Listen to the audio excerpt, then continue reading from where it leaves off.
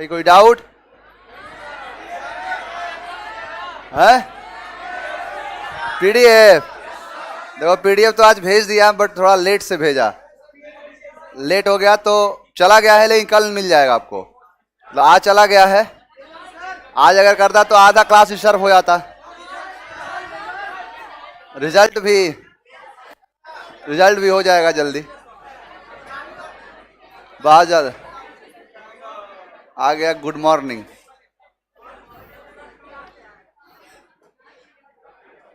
पता नहीं कहां कहां से फूंक लेते हैं लोग।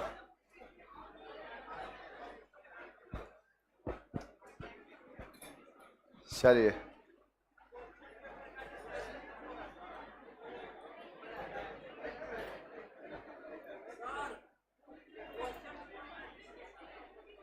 डिस्कशन कराएंगे, डिस्कशन भी कराएंगे। एक्चुअली थोड़ा सा कोई दिक्कत नहीं है, 1-2 दिन की बात है। सैटरडे को क्लास थी, लगभग 12 घंटे की क्लास हो गई सुबह से शाम तक। यूट्यूब पर देखा होगा। हाँ, तो थोड़ा सा लेट हो गया उसी में है ना। चलिए आज क्लास को स्टार्ट किया जाए। चलो ध्यान दो, ध्यान से समझना। बहुत सारे लोग, बहुत इंपॉर्टेंट टॉपिक है। जितना आप लोग ऐसे राइटिंग वगैरह करोगे, चाहे आप बोलोगे, समझोगे, लिखोगे, बहुत जगह काम आता है ये।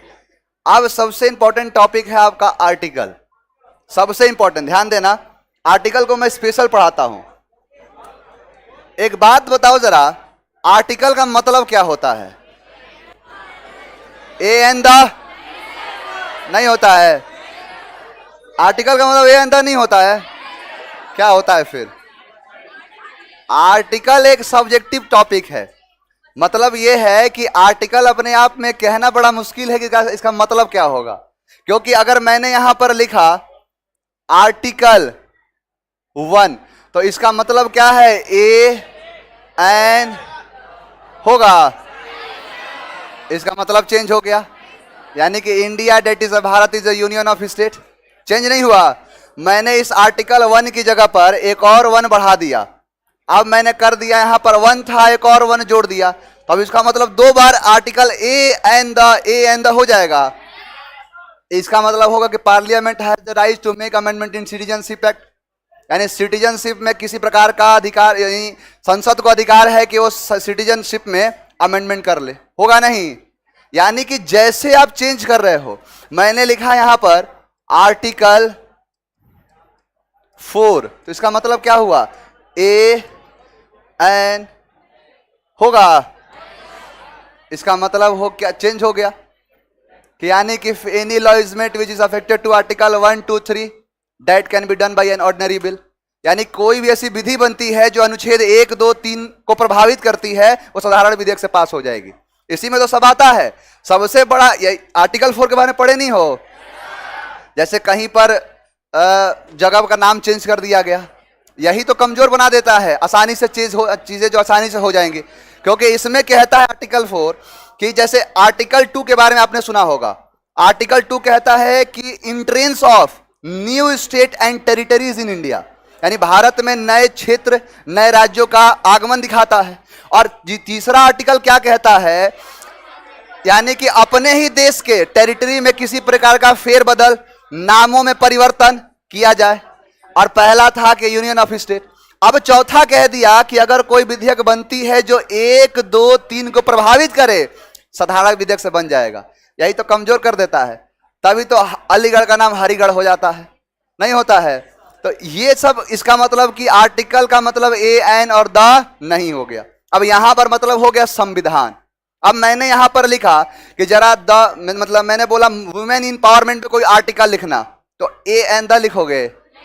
मैंने बोला कि द हिंदू का आर्टिकल पढ़ लेना, ए एन द पढ़ लेना। दैनिक जागरण का आर्टिकल, टाइम्स ऑफ इंडिया का आर्टिकल, यानी इन सब का अगर आर्टिकल पढ़ने को बोला तो ए एन द नहीं बोला।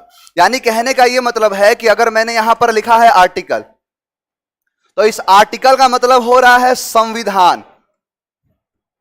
इस आर्टिकल का मतलब हो रहा है संविधान।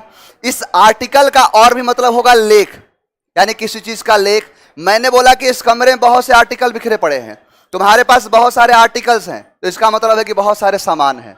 यानी कुल मिला के अगर आर्टिकल को मैं एक शब्द में लिखना चाहूं तो मैं कह दूंगा सामान। यानी आर्टिकल इज नथिंग, ये क्या है? सामान।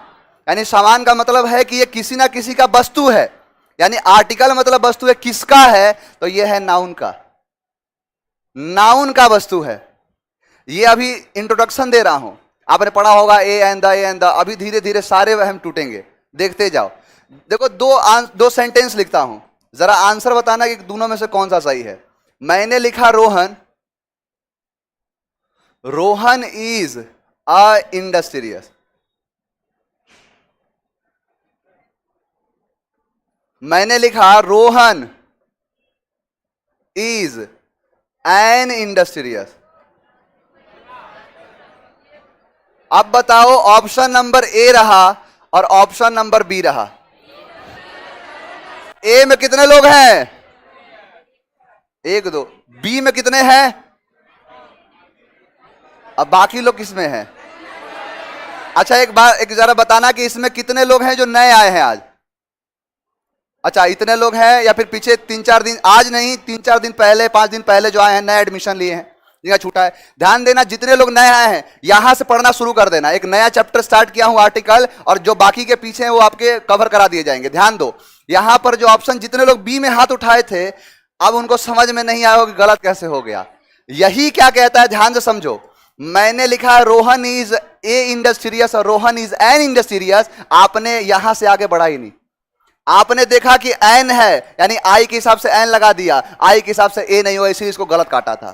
ध्यान देना, दोनों के दोनों सेंटेंस गलत है। अभी थोड़ी देर पहले बताया आर्टिकल है नाउन का, तो बिना नाउन का आएगा? यानी आर्टिकल आता है हमेशा तो नाउन के लिए आता है। यानी कि अगर यहां पर पहले ये नहीं सिखा रहा हूं कि ये होता है, एन होता है, द होता है, पहले तो देखो आर्टिकल आएगा, अभी तो आया तक नहीं है। यानी आर्टिकल यहां पर बताओ नाउन है, तो नाउन नहीं है तो आर्टिकल नहीं आएगा। अगर आपको करना है, लगाना है, तो फिर यहां लिख दो बॉय, यहां पर लिख दो बॉय, तो यानी बॉय के लिए आ गया जैसे नाउन, आ गया आर्टिकल। अब जाके ये सही हो जाएगा। समझ में आया इतना? अभी बहुत सारी चीजें आपको समझ में नहीं आई, उसका डिटेल एक चर्चा बताता हूं, ध्यान से देखना। एक कहानी सुनो। जैसे मान के चलो कि एक व्यक्ति है, मेल है कोई, अब एक मेल है और दूसरी एक फीमेल है। जीवन में यही होता है। यस सर, मेल और फीमेल, यानी मेल और फीमेल दो लोग हैं। अब मेल का काम क्या है? तारीफ करना, काम निकलवाना अपना, और फीमेल का काम है तारीफ से खुश हो जाना। मेल ने बोला कि खोकर जिसे खुदा भी इस जमी से जलता है, खुदा की गई अफसोस सी लगती हो तुम। मेल ने बोला कि मतलब इसने कहा कि विनाश के बाद निर्माण में ली हुई जिंदगी की पहली सांस सी लगती हो तुम। मेल के मुंह में जितना आया बोलता गया। अब बताओ इसका प्रभाव नहीं पड़ेगा? प्रभाव पड़ा। क्या बात है, आज कहां से कहां का सब सुनने को मिल गया। अब मेल ने बोला कि जितना सब सुनाया, फीमेल बोली बताओ तुम्हारे मन में क्या है? बोला मौसम बड़ा सुहावना है, चलो बाहर थोड़ा घूम के आते हैं। अब दोनों लोग रेडी हो गए, देख रहे हो खुशी, दोनों लोग रेडी हो गए और चल दिए कहीं पर घूमने। अब थोड़ी देर घूमने के बाद घूमे, एक बात जरा बताना, यहां फीमेल बोलती है कि मुझे आइसक्रीम चाहिए, खिलाएगा नहीं? यहां बोलता है मुझे पिज्जा खाना है, बताओ खिलाना पड़ेगा? यानी जहां फीमेल जैसा बोल रही है, मेल को ऐसा करना पड़ेगा। यानी फीमेल पूछी बताओ खाना खाए थे? बोला ना। बोला कि अच्छा ये बताओ कि कुछ भी पूछे, मैं मानू XYZ कुछ भी पूछा, इसका जवाब देगा मेल। अब थोड़ी देर घूमने के बाद बीच में मिल गए पापा। किसके? मेल के। अब मेल के पापा मिल गए। पापा ने पूछा बेटा तुम यहां क्या कर रहे हो? अब लड़का बोल रहा है कि पापा हमें एग्जाम की तैयारी करनी थी, आ गए तो थोड़ा सामान उमान किताब उताब खरीदने। तो बोला अच्छा वो तो ठीक है, ये कौन है साथ में? अब क्या हुआ कि अब जितना भी ध्यान समझो, मैंने बोला कि जैसे पापा का एंट्री हुआ, बताओ इससे इसका प्रभाव समाप्त होगा कि नहीं? अब फीमेल बोलेगी कि मुझे आइसक्रीम चाहिए, तो खिलाएगा? अब तो जो पापा बोल दे वही सत्य है। यानी कहने का मतलब पापा बोले अच्छा बताओ क्लास करने गए थे, बोला यस पापा। बोला जो काम तुमको दिया था किए थे, बोला यस पापा। बताओ कि रमेश अंकल के घर से ये सामान लेके आए थे, बोला यस पापा। इसका प्रभाव समाप्त हुआ कि नहीं? समाप्त हो गया। अब इसका कोई असर नहीं है, गलती से भी बोल दिया तब तो फिर हालत खराब। अब मेल है, फीमेल है और पापा है। पापा को थोड़ा सा डाउट हो गया। पापा ने क्या किया कि एक बॉडीगार्ड लगा दिया इसके साथ और बोला कि आज के बाद जहां कहीं जाओगे ये हमेशा तुम्हारे साथ जाएगा और जो भी तुमको करना होगा इससे पूछ के करोगे। अब बताओ कि यहां पापा बॉडीगार्ड लगाए क्यों? कि मैं यहां देख नहीं पा रहा हूं, मेरे पीठ पीछे कुछ गलत ना हो इसीलिए बॉडीगार्ड लगा दिया। अब साथ में बॉडीगार्ड है तो बताओ पिज्जा खिलाएगा इसको, बर्गर खिलाएगा? यानी कि जैसा बॉडीगार्ड बोल रहा है वैसा मेल को करना पड़ेगा। अब चुपके से कर दे बात अलग है। यहां देखो चार कॉन्सेप्ट समझ में आया। चारों कॉन्सेप्ट अपने आप में बड़ा टफ है, किताबों में लिख देता है समझ में नहीं आता। आओ जरा इसका पोस्टमार्टम करते हैं, ध्यान से समझो। मैंने अभी थोड़ी देर पहले बताया कि यहां पर मेल है और यहां पर फीमेल है। इस मेल को कहते हैं आर्टिकल, इस फीमेल को कहते हैं नाउन। अब एक बात बताओ जरा कि जैसा नाउन वैसा आर्टिकल। जब दो है, एक नाउन है एक आर्टिकल है, तो जैसा नाउन होगा वैसा आर्टिकल होगा। जैसे मैंने यहां पर लिखा बॉय, क्या होगा? मैंने यहां पर लिखा एप्पल, क्या होगा? An apple. अब बताओ तीसरा कोई है? तीसरा कोई है नहीं। अब तीसरे की एंट्री कराता हूं। मैंने लिखा Rohan, Rohan is a boy.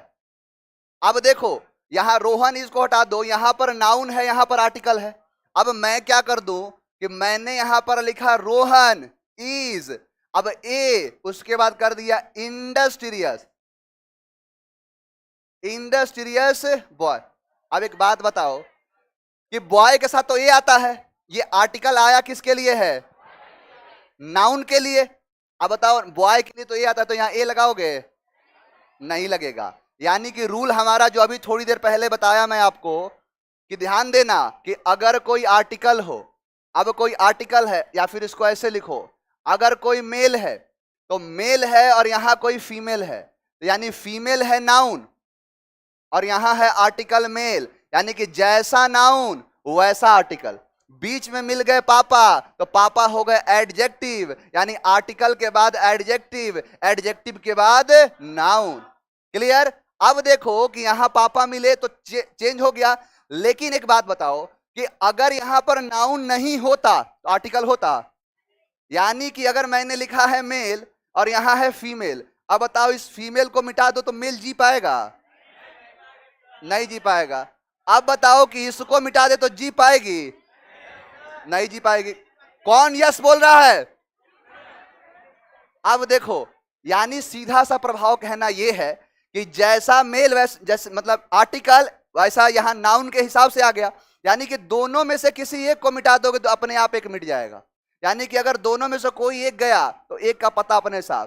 अब देखो ये आर्टिकल आया किसके लिए है? ये आर्टिकल आया है नाउन के लिए। साउंड किसका ले रहा है? यानी एडजेक्टिव का। तीसरा था कि आ गया बॉडीगार्ड। अब बॉडीगार्ड का मतलब है कि article plus adverb plus adjective plus noun. अब देख लो इतना दूर चला गया, यानी आर्टिकल ये है नाउन ये है। देखो पापा और बॉडीगार्ड ने मिलके दोनों के बीच में दूरियां बढ़ा दी। दूरियां बढ़ाने से प्यार में कमी आता है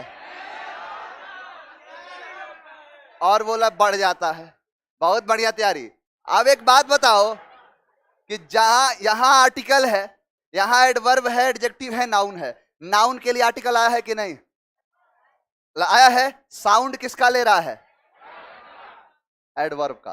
यानी जो अपने करीब रहेगा उसका साउंड लेना पड़ता है। ये चार कॉन्सेप्ट किताबों में लिख देता है, समझ में नहीं आता है। और एक ताज्जुब की बात बताऊं कि अगर बैंक का अगर एग्जाम दे रहे होगे या बैंक में अगर क्वेश्चन गलती से भी डाल दिए तो वही करेगा क्या कि यहां चुपके से यहां से नाउन गायब कर देगा। अब ढूंढो कहां है कॉमन एरर। तो कितना भी दूर चल जाओ वहां आर्टिकल अगर है तो नाउन को ढूंढना, अगर नाउन है तो देख लेना आर्टिकल है कि नहीं। यही करता है बैंक में। नोट करो इसे, जो नहीं किए हैं उनको करने दो।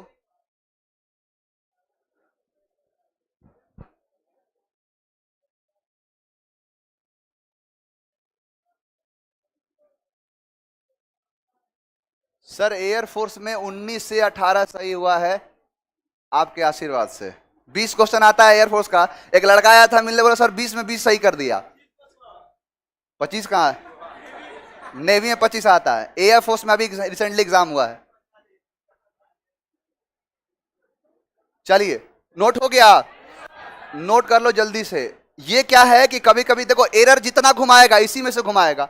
एडवर्ब को लगा देगा यहां पे, एडजेक्टिव को वहां पे, वहां से आर्टिकल को हटा देगा, नाउन को रखेगा, यहां नाउन को हटा देगा, आर्टिकल को रखेगा। यानी किसी को हटा उठा नहीं सकते हैं, जो सीक्वेंस है उस सीक्वेंस से चलेगा। अभी तीनों का एग्जाम्पल एक साथ दे दूंगा।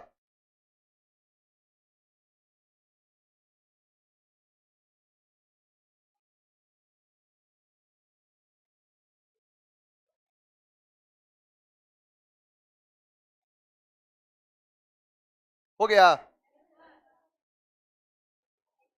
अभी तो आर्टिकल का आना देख रहे हो कि आर्टिकल कब आएगा और कब नहीं आएगा। अभी तो डिटेल बताना बाकी है।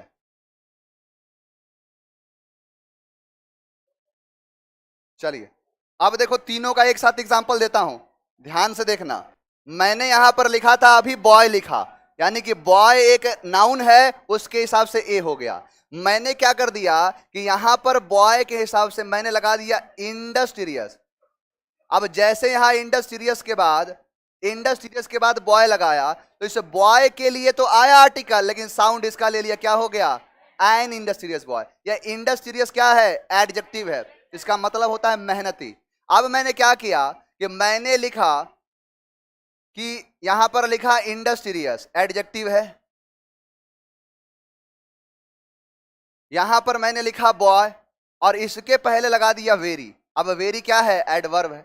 अब देखो यहां बॉय के लिए आ रहा है, यहां भी बॉय के लिए था, लेकिन साउंड इसका ले लिया था, यानी यहां ए आया, यहां एन आया और यहां क्या आ गया? ए। अब इसका सीक्वेंस आपको पता चल गया होगा कि क्यों ए ले रहा है, क्या क्यों यहां एन ले रहा है और क्यों यहां पे ए लिया है।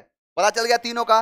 तो ये है आपका एडजेक्टिव, ये है एडवर्ब, ये है आर्टिकल और ये है बॉय। यही सॉरी यही है नाउन। यानी यही करता है, चुपके से किसको मिटा देगा।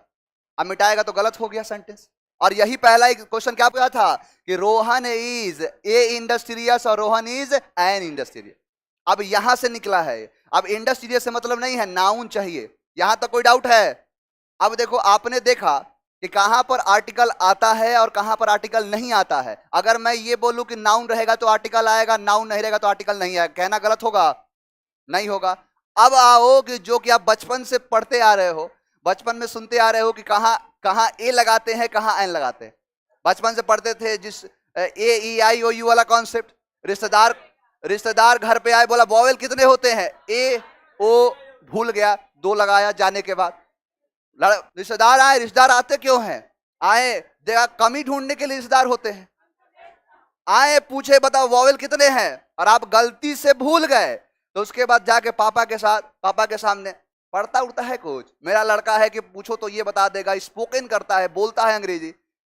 अब उसके बाद जानने के बाद पापा का पारा हाई, इतना पैसा देते हैं, इतना पढ़ाते हैं, लगा देंगे 3-4, लेकिन उसका पढ़ने का कोई फायदा नहीं हुआ। जब थोड़े से ऊपर गए, जब तक याद हुआ, जब इतना हो गया कि नहीं अब बता देंगे, उसका पता चला कि इसके हिसाब से तो गलत हो जाता है। जैसे अगर मैंने यहां पर लिख दिया आर, तो बताओ एच जो है कॉन्सोनेंट है तो ए लगा दे, अब गलत हो गया। यहां पे यूनिवर्सिटी है तो यूनिवर्सिटी में यू लगा है, एन लगा दे, गलत हो गया। यानी कहने का यह मतलब है, देखो ग्रामेरियन ने हमें किस तरीके से बर्बाद किया है, अभी आपको बताता हूं, सनसनीखेज खुलासा करता हूं इसका, ध्यान से देखो। मैंने लिखा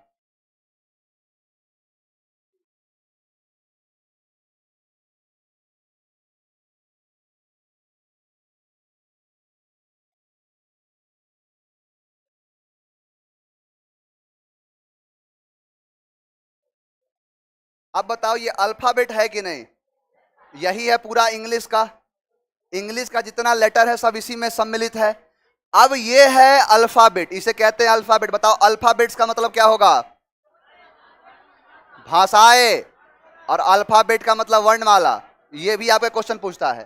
देखो ग्रामेरियन ने क्या कहा, ग्रामेरियन ने बोला कि इसमें से होता है ए ई आई, यानी ए ई आई ओ और यू, इसको याद कर लो कि ये वॉवेल है। उसने बोला याद कर लो कि वॉवेल है, ध्यान देना। इसको याद करने की जरूरत ही क्या है? ग्रामेरियन, अब सोचो पहले कि आपको सीधा सीधा बता दिया ए ई आई ओ यू को याद करो, वॉवेल है, लेकिन ये वॉवेल बना कैसे? ये वॉवेल जो है ये बना कैसे, सबसे पहले इस बारे में बताता हूं, एक एक चीज के बारे में समझो। ग्रामेरियन जितने थे उन्होंने इन सारे लेटर्स को लिखा, जितने लेटर्स थे, और लिखने के बाद इन्होंने प्रोनाउंसिएट किया, यानी बोलना सीखा इन्होंने। और बोलना कैसे सीखा, जैसे आपको दिखाता हूं। आपने अगर बायोलॉजी पढ़ा होगा तो आपको पता होगा, हमारा जो वॉइस निकलता है उसका निकलने का जो जगह है, जो तरीका है, यहां हमारे लंग्स होते हैं, लंग से प्रेशर पड़ता है, एयर प्रेशर। कोई पेपर है, पेपर कोई वैसा नहीं, A4 साइज का पेपर, हाँ हाँ, जैसे देखो, जैसे ये पेपर है आपका। अब इस पेपर जो है अगर आप चाहो तो इसमें जब आप हवा मारोगे, हवा जब फ्लो करोगे, आवाज आ रहा है इससे, यानी कभी ट्राई करना, अगर इस पेपर में आप फ्लो करोगे एयर को तो ये वाइब्रेट करेगा, और वाइब्रेट की वजह से इसमें से हवा निकलेगा। अगर फिजिक्स पढ़ा होगा बचपन में 8वीं 9वीं क्लास में, तो वहां पे बताया गया था कि कहां से वॉइस जनरेट होता है। अब क्या हुआ कि यहां से हवा निकला, और जो यहां पे आपके एक लंबा सा दिखता है, इसे कहते हैं वॉइस बॉक्स। यही होता है आपका वॉइस बॉक्स, देखो यहां पर दिख रहा है ये, इसे कहते हैं वॉइस बॉक्स। आप जैसे कभी कभी यहां पर उठा होता है, जितने पतले लोग होते हैं उनके बड़े बड़े होते हैं, दिखते हैं साफ, यानी कहने का मतलब है इसे कहते हैं वॉइस बॉक्स। और इसी वॉइस बॉक्स में जैसे लैरिंग्स बोलो या वॉइस बॉक्स बोलो, सुना होगा आपने, फायरिंग्स, लैंग्रिंग्स, और भी होता है ट्रैकिया, बहुत सारी चीजें होती हैं। अब यहां पर जो एरिया है जिसे लैरिंग्स कहते हैं, जिसे वोकल कोड होता है, और इसी वोकल कोड में जब हम बोलते हैं तो ये खुल जाता है, खुलने की वजह से हवा का प्रेशर निकलता है, जिससे हमारा साउंड जनरेट होता है। ये है पूरा बायोलॉजी इसका।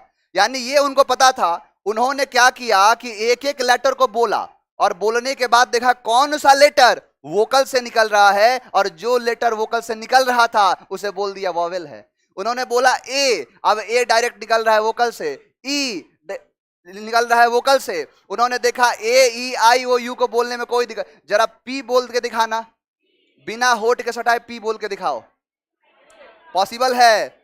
यानी कि पी वही लोग बोल पाएंगे जिनका होठ सही सलामत रहेगा।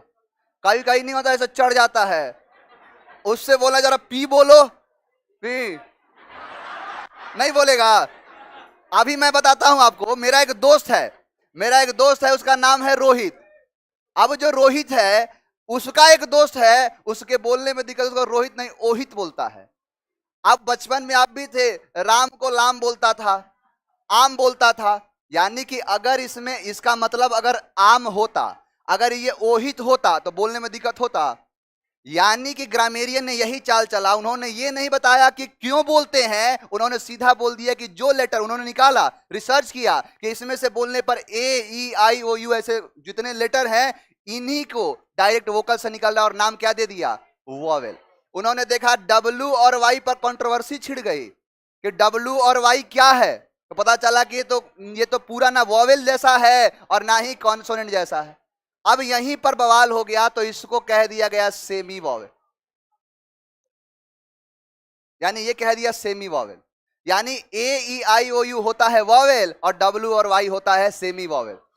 बहुत लोग जो सुना होगा आपने, जितने भी वर्ड बनते हैं दुनिया में कोई ऐसा शब्द नहीं है जो बिना वॉवेल का हो, बहुत कोई भी ऐसा शब्द नहीं है, 99% कोई ऐसा शब्द ही नहीं है, 99 का 100% कोई शब्द ही नहीं है कि जिसमें वॉवेल ना हो। है तो बताओ, है कोई? क्या पी एस, पता नहीं, ये क्या शॉर्ट फॉर्म भी हो सकता है, मुझे नहीं पता। अगर प्रमाणित है, देखो नियम क्या है कि अगर कोई भी सब, इसीलिए मैं 90% 99% बोलना चाहता था, 1% खोज के निकाल ही लाएगा कोई ना कोई। बहुत शब्द जैसे आपके दिमाग में आ रहा हो, क्राई, फ्राई, स्काई, देखो इसमें वाई नहीं है, इसीलिए। यानी प्रमाणित जो जितने भी वर्ड होते हैं उनकी प्रामाणिकता सिद्ध करनी पड़ती है, और वो तभी सही होगा जब वो कॉन्सोनेंट और वॉवेल से बना हुआ है।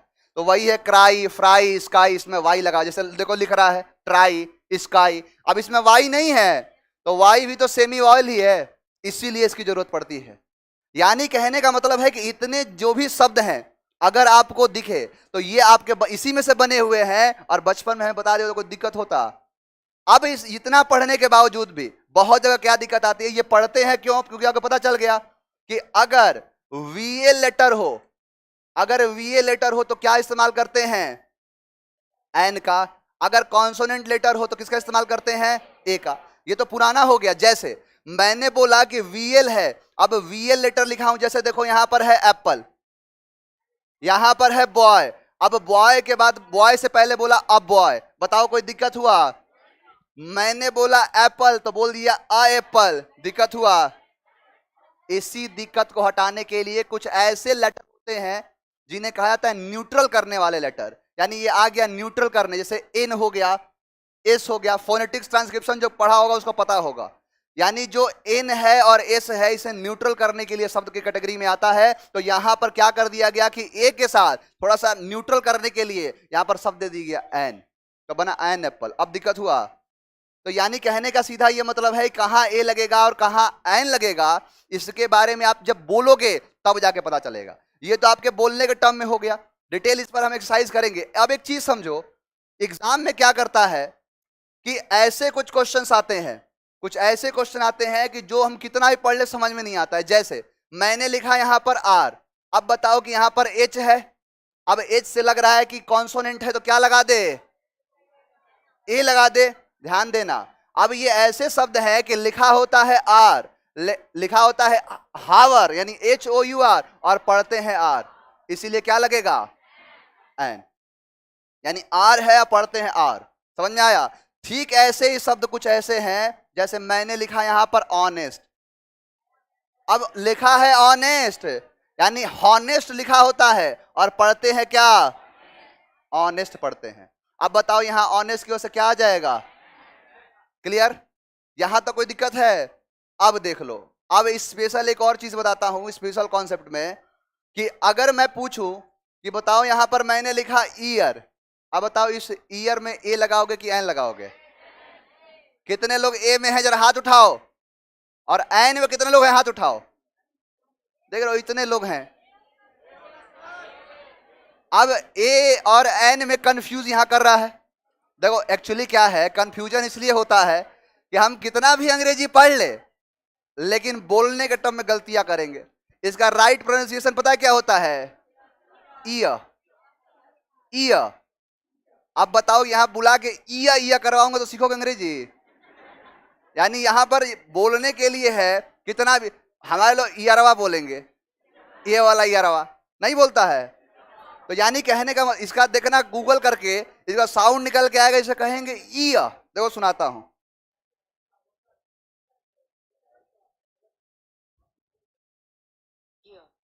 सुनाई दिया,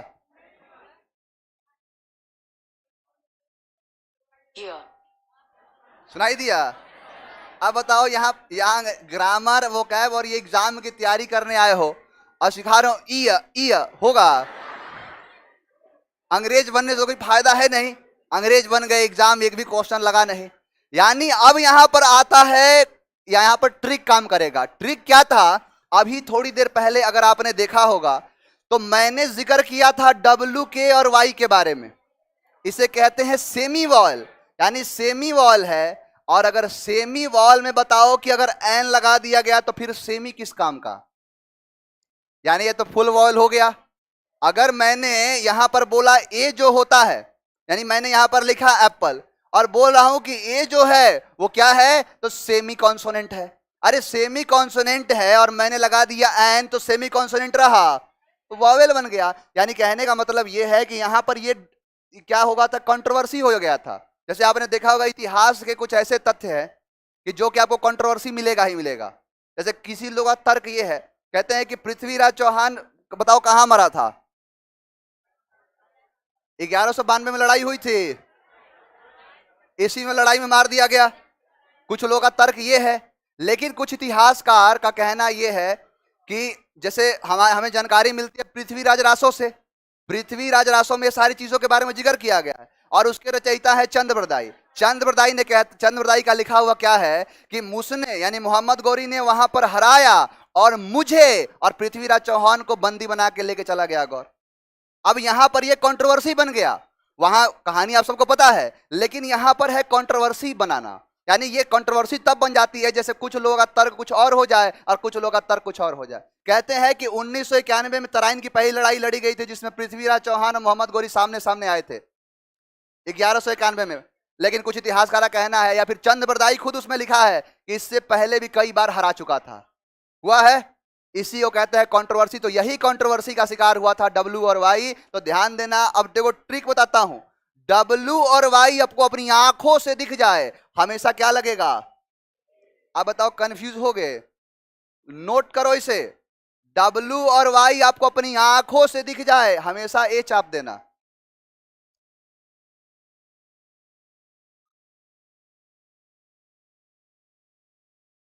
क्या चीज?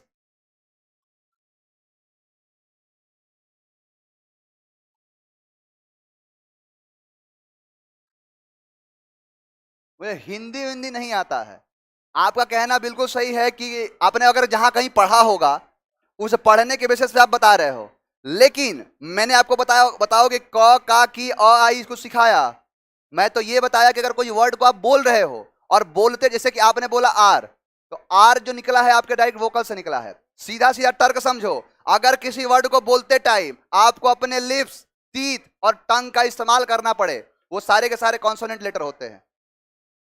समझ में आया? ये कोई मुझे क का की नहीं आता है, अ आई नहीं आता है, उससे नहीं आता है। मुझे एक बात बताओ कि अंग्रेजी हिंदी से आता है, फॉरेनर्स भी अंग्रेजी बोलते होंगे।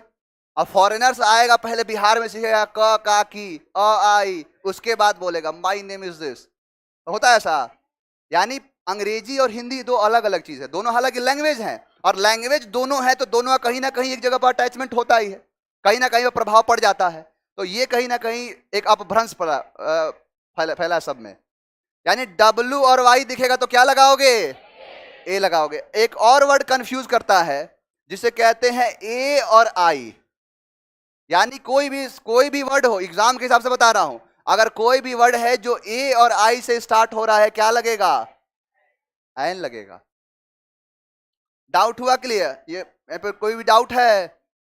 यानी ए का इस्तेमाल करना डब्ल्यू और वाई की जगह, और ए और आई दिख जाए तो क्या लगाओगे? एन। यानी ए और आई से कोई भी अब साउंड निकालने की जरूरत ही नहीं है, एग्जाम में पूछता है यहां से।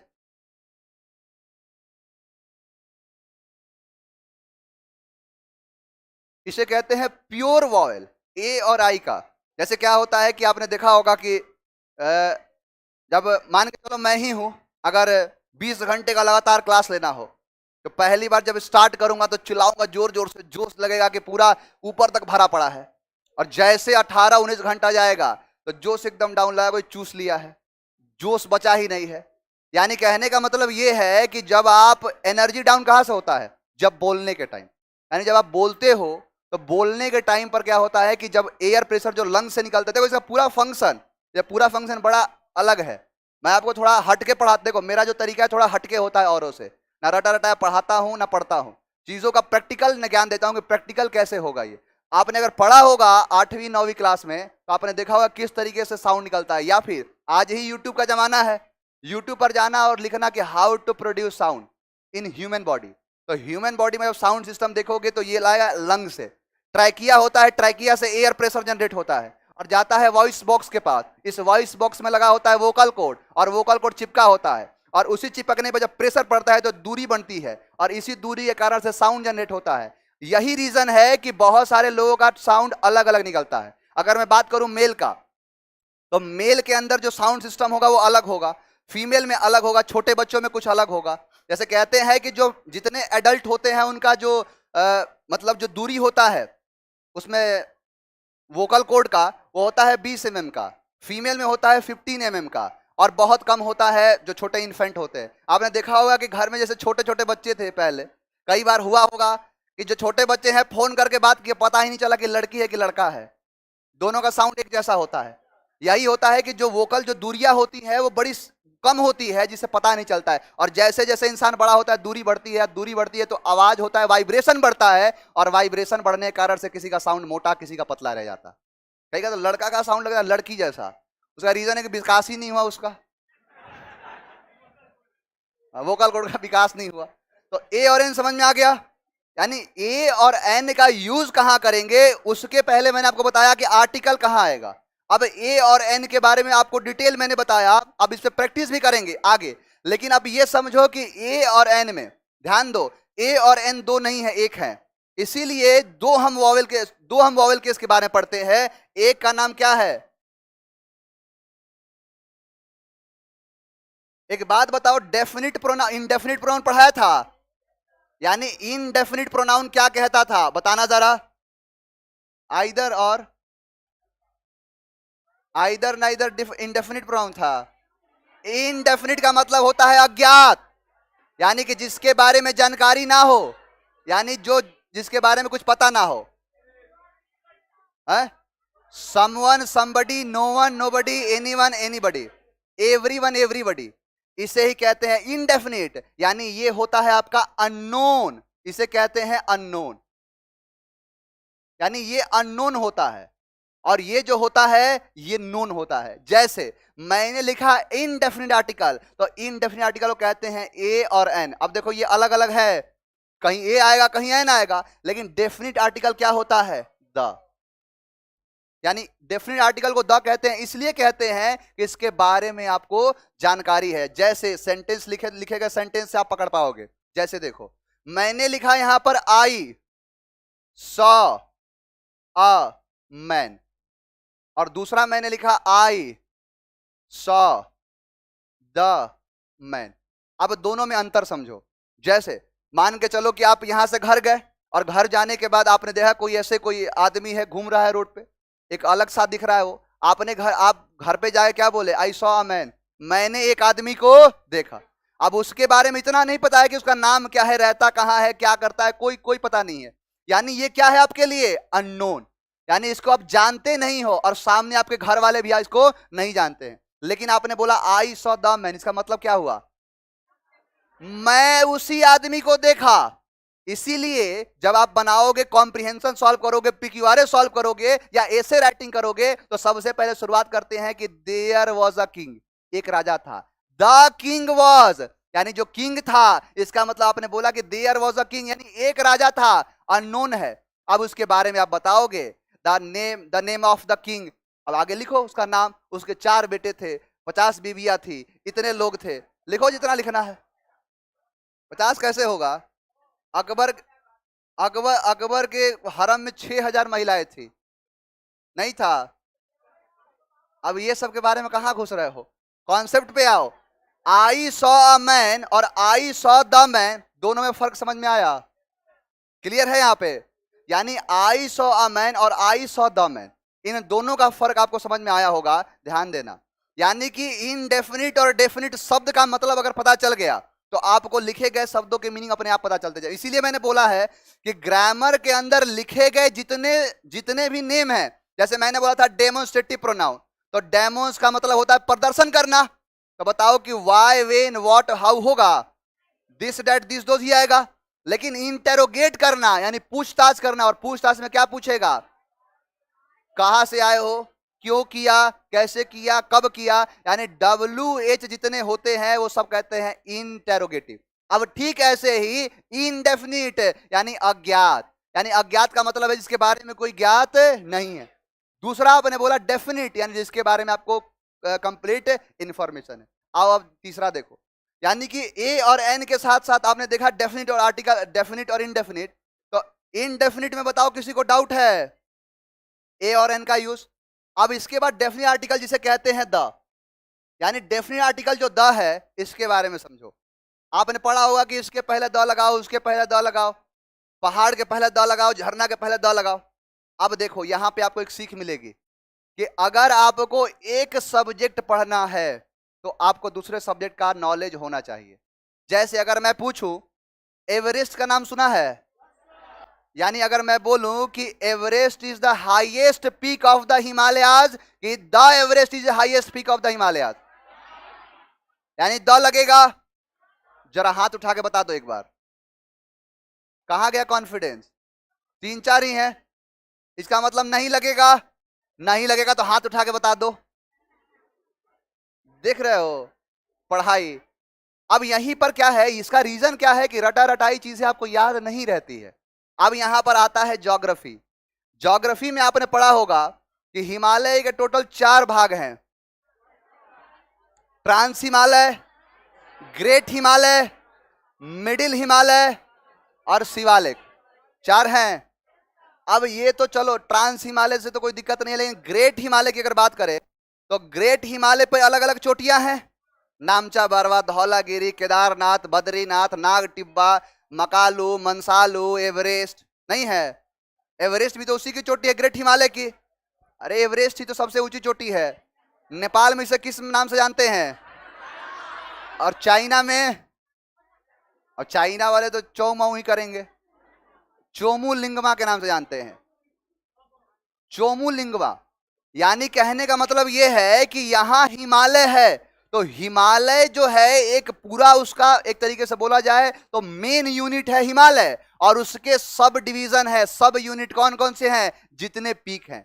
जैसे ट्रांस हिमालय दूसरा चीज हो गया। मैंने बोला कि कौन कौन से, यहां तो चलो अरुणाचल प्रदेश से लेके और यहां तक अगर जम्मू कश्मीर की बात करें तो यहां से उठता चला जाएगा, यहाँ नंदा देवी, केदार या नंदा देवी, मकालू, मंसालू, एवरेस्ट, केदारनाथ, बद्रीनाथ, नहीं ऐसे है। यानी इस तरीके से जितने भी आपको पीक पता है उन सबके साथ आर्टिकल नहीं लगेगा। आप बताओ कि अगर सीधा ऐसे बोल दिया तो बिना ज्योग्राफी पढ़े पता चल पाएगा? यानी कहने का ये मतलब है, अगर मैं बोलूं यहां पर है जम्मू कश्मीर से लेके और यहां तक है आपका हिमालय, नीचे से फिर जाके अंडमान निकोबार वगैरह बना है, लेकिन यहां पर जितने भी पीक हैं, जितने भी यहां पे जितने पीक्स हैं, इन सबके साथ आर्टिकल का इस्तेमाल नहीं किया जाए। आज ही अपने दोस्त के पास जाओ और बोलो कि the Everest is the highest peak of the Himalaya, यानी कि हिमालय एवरेस्ट की सबसे ऊंची चोटी है, तो वो द लगा के बनाएगा। हो ही नहीं सकता, या क्योंकि उसे रटाया गया है कि इसके पहाड़ के पहले द लगाओ। देखता है कि पहाड़ है, पहाड़ है, पहाड़ नहीं है, पहाड़ है हिमालयास, इसीलिए उसे हिमालय नहीं हिमालयास कहते हैं। यानी आलय का मतलब होता है घर और हिम का मतलब होता है बर्फ, यानी जहां बर्फ का घर ही घर हो उसे कहते हैं हिमालयास। यानी एक नहीं है, इस बहुत सारी चोटियां इसमें सम्मिलित हैं, तो ध्यान देना। अब ये सब पता होना चाहिए आपको। अब ये जैसे जितने भी चोटियां हैं, अब जैसे शिवालिक की बात करें तो बहुत सारे इसमें चोटियां आती हैं, जैसे पीर पंजाल, धौलाधार, बहुत सारे हैं, तो जितने भी चोटियां हैं वो आपको पता होना चाहिए। तो ध्यान देना कि जैसे ये हो गया आपका हिमालय, और हिमालय की अलग अलग चोटियां हैं, अलग अलग यहां पर पीक हैं, और इसी पीक के साथ याद रखना कि यहां मेन जो पीक है यानी हिमालय के साथ आर्टिकल आएगा, लेकिन यहां पर जितने भी पीक्स हैं इनके साथ आर्टिकल नहीं आएगा। अब एक शब्द में याद हो गया, अब दिमाग जाएगा वहां पर, तो ज्योग्राफी का जो पार्ट है कौन कौन से होते हैं उनको याद करो। अब वही से उसी से एग्जाम में क्वेश्चन पूछता है। अब ये रहा एक कॉन्सेप्ट, और इसी कॉन्सेप्ट के सारे अपने आप बनते चले जाएंगे। जैसे अगर मैं बात करूं यहां से जो कॉन्सेप्ट दिया, अब ऐसे ही मैं बात करूं कि जितने भी आपके आइलैंड्स हैं, अब आइलैंड्स है तो आइलैंड बताओ कि अगर मैं बात करूं अंडमान एंड निकोबार आइलैंड्स बोलते हैं, तो वहां पर आपने पढ़ा होगा कि रोज है, रोज आइलैंड नहीं है, रोज है, स्वराज है, हैवलॉक है, north button island, south button island, middle button island, यानी ये सब अलग अलग नहीं है, उसी के पार्ट हैं। यानी कि अगर मैं बात करूं कि यहां पर अगर है अंडमान एंड निकोबार और यहां पर जितने भी अलग अलग इसके आइलैंड है, तो ध्यान रखना कि इनके साथ आर्टिकल का इस्तेमाल नहीं होगा, लेकिन अंडमान एंड निकोबार के साथ आर्टिकल का इस्तेमाल होगा। समझ में आया? अब ये जितने भी, जैसे आप वर्ल्ड ज्योग्राफी अगर पढ़ो तो वर्ल्ड ज्योग्राफी में आपको पता होना चाहिए कौन मेन पार्ट है और कौन उसके छोटे छोटे पार्ट्स हैं। जैसे मैं बोलूं K2 तो हिमालय का पार्ट है। अब यहां पर बोलो जैसे K2 का पूरा नाम क्या है? केसर ब्रुम, मेसर ब्रुम, अलग अलग है, K1, K2, K3, K4 जितने सारे हैं, लेकिन अगर नाम लिख दिया केसर ब्रुम तो उसके साथ नहीं लगे। यहां पर एक कॉन्सेप्ट और काम इसका बिगाड़ देता है नाम के साथ। जैसे अगर मैं बोलूं कि प्रॉपर नाउन के साथ आर्टिकल नहीं लगता है, लेकिन मैंने लिखा यहां पर पंजाब, अब पंजाब के साथ आर्टिकल लगेगा? प्रॉपर नाउन आर्टिकल कहां से लगेगा? यहां पर केस क्या कहता है, केस समझो ध्यान से, केस क्या कहता है कि देखो आब का मतलब होता है पानी, आब का मतलब होता है कि नदी के किनारे, यानी अगर कोई नदी है उसके किनारे बसे हुए भूभाग, यानी भूगोलिक जो भूभाग होता है, जो लैंड होता है, उसे कहते हैं आब। अगर एक नदी के किनारे है तो क्या होगा? एक आब। यानी एक नदी किनारे है तो एक आब। अब बताओ दो नदियां कर दी गई तो दो आब हो गया। अगर बताओ तीन नदियां कर दी गई तो त्रिआब हो गया। चार नदियां कर दी गई तो चतुर्थाब हो गया, चाराब हो गया, जो मन करे वो करो। लेकिन अगर पांच नदियां कर दू तो इसे ही कहते हैं पंजाब। यानी रावी, चेनाब, झेलम, ब्यास, जितने पांच नदियों के किनारे है और इसी पांच नदी के किनारे बसे हुए जगह को कहते हैं पंच आब। अब बताओ ये शॉर्ट फॉर्म नहीं है तो शॉर्ट फॉर्म की वजह से द आ जाता है। अब ऐसे ही मैंने यहां पर लिखा है पाकिस्तान। पाकिस्तान। अब देखो पाकिस्तान अपने आप में बोलता है कि हमें ये चाहिए वो चाहिए, शुद्ध नाम तक इसका नहीं है। अब इसका क्या स्थिति है कि जैसे क्या होता है कि मान के चलो कि पापा है घर में, अब पापा के दो पुत्र हो गए, यानी पापा के दो पुत्र हो गए अलग अलग। अब मान के चलो एक ही पुत्र है और दूसरा पुत्र भी है। अब क्या हुआ कि पापा से कैसे बोलता है, पापा मुझे ये चाहिए, पापा मुझे ये चाहिए, यहां वाला जो घर है मुझे चाहिए, वहां वाला जो जमीन है मुझे चाहिए, नहीं बोलता है। अरे बाबर जब था तो बाबर के चार पुत्र थे, हुमायूं, अस्करान, कामरान और हिंदाल। चार पुत्र थे, चारों को अलग अलग जगह मांगे थे वो लोग। तो वैसे ही पाकिस्तान क्या बोला, पापा पंजाब, पापा अफगानिस्तान का कुछ एरिया, पापा कश्मीर दे दो, पापा सिंध दे दो, पापा तान दे दो। भारत से बोल रहा है, देख रहे हो इतिहास है, जैसे बाप से मांगता है तो इसीलिए बोलता हूं तो पाकिस्तान का बाप है ये हिंदुस्तान। यानी ये इतिहास गवाह है यहां से। तो यानी यहां पर जो भी जितने भी लेटर लिखे गए हैं ये अपने आप में शॉर्ट फॉर्म है, और इसी शॉर्ट फॉर्म होने की वजह से ये बन जाता है खास, और खास के साथ आर्टिकल द चाप देते हैं। यानी जैसे पंजाब था वैसे ही पाकिस्तान है, शुद्ध नाम तक नहीं है। तो यहां पर थोड़ी सी चीजें आपको मतलब जरूरत से ज्यादा समझनी पड़ेगी। यानी वो जमाना गया कि इसके पहले ए लगाओ एन लगाओ। अगर बढ़िया एग्जाम की तैयारी करते होगे अच्छे खासे, जिसमें कम से कम 2 स्टार कंधे पे लगे, अगर ऐसी तैयारी करते होगे तो थोड़ा सा लेवल बढ़ाना पड़ेगा यहां से। बताओ यहां तक कोई दिक्कत है? यानी हमने ए और एन को समझा है, इसकी प्रैक्टिस बाकी है, और उसके बाद कल हम स्टार्ट कर देंगे आर्टिकल द का क्रांतिकारी use. Clear? Thank you very much. मिलेंगे नेक्स्ट